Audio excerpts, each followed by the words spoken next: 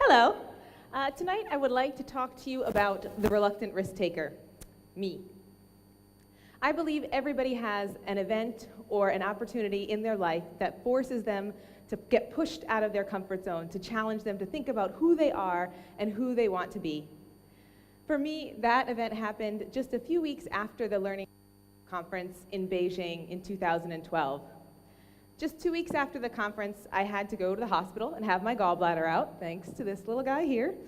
And even though it was probably the best hospital stay one could ever have, I realized that during that time that I do not want to go to the hospital again. So I made a series of small but increasingly challenging changes to my lifestyle so that I could become the healthiest version of myself that I could be. And if you had told me at Learning 2.0 2012 that I would be a person standing here in front of you, loving to go out running, signing up for races, eating vegan food, and enjoying lifting heavy weights at the gym, I would never believe you. But looking back over the last 2 years, I realized that I've been teaching myself to become a risk taker. And even though in some facets of my life I might be more comfortable taking risks than others, this one was a big challenge for me. I think I've actually developed a little bit of a formula that can work for any kind of risk, whether it's personal or professional or even for your students. So I'm going to share that formula with you in just a minute, but I'd like to ask you to think about a risk that you haven't taken yet, a challenge that's facing you, something you would really like to do but you're not sure where to start. So take a moment and think about your risk. So we all know risk-taking is really hard. And in fact, it's really hard for me to stand up here in front of you and tell you this kind of personal story.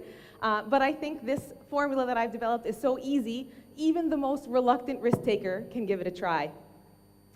So the first stage is to identify the risk, to recognize that this is going to be challenging.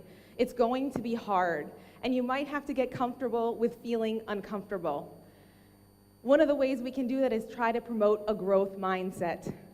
Instead of thinking, I can't do this, try to think more along these lines. In fact, try to question to yourself, can I do this? Because that's opening you up for failure, and that's a real risk, right? With the potential for failure. So ask yourself, can I do this? My first can I do this moment was when I left the doctor's office after he told me I had to have the surgery, and he told me some horrible news. He told me, no tempura, no fried foods, no nuts, no cheese, no fats of any kind for 6 long weeks. And anyone who was at Learning 2.0 in Beijing knows that that was a terrible time for me.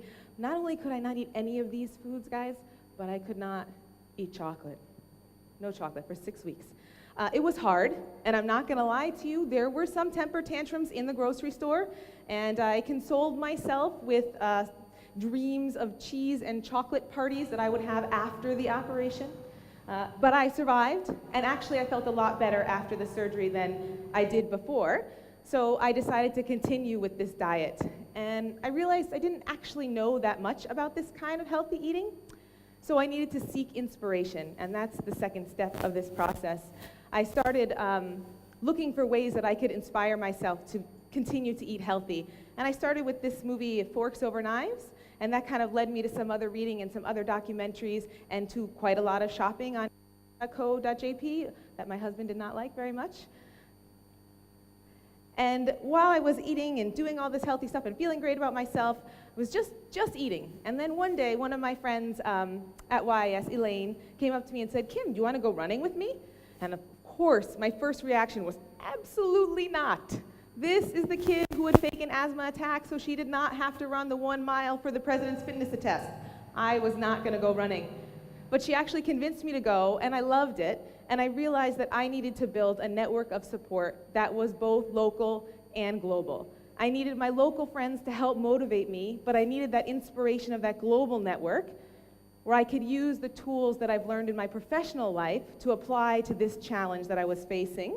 I could follow the Twitter feeds of the people from Forks Over Knives or follow fitness experts, or I could join Google Plus communities or Facebook communities to inspire me. And the combination of that local and global network was what empowered me to keep going.